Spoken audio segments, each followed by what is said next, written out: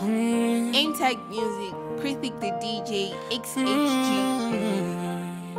It's a B14 entertainment. Cliffing Malawi, what a thing.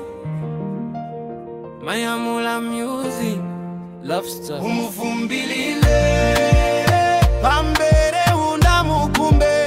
Umufufuze, usana mulole. Chifu kwa maone kendwe, ama busisa. Chifu kwa maone kendwe, ama busisa. Ukapanda kufufuza pamawa umazalila. Chifu kwa siwose amapwera, mumoyo ndicho linda chabwino.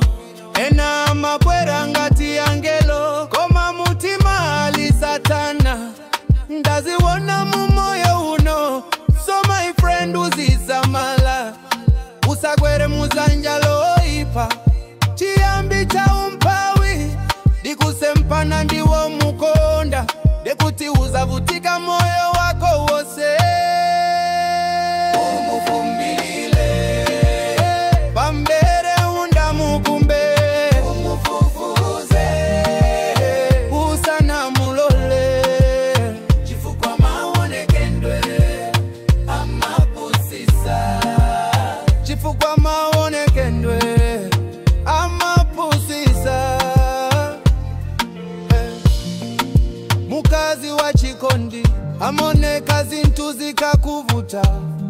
Koma sosanga kuyaluse, kapena mamuna wazelua. Masamala za iwe wolo, sitavuta motani chikondi ndikuvesa sana.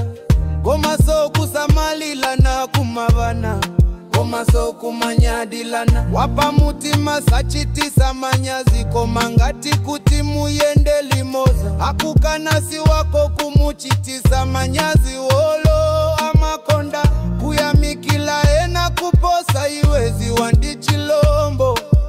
Wolo utakala na zondala mandi pamene amapanga zaiwe. Koma ukakala mumaluzi salabada zaiwe. Usayelekeze kumukulu pili laza kutawa. Cliffik Malawi, what a thing. Tumbuka king ya kupalache, Amake Trinity Nambekani. My friend DJ Jana na kubeka, Msamanya mula na mubeka. Sardi Jax na kubeka, Iman na kubeka. Kapasto wane kupalase. Manyamula music na Laila.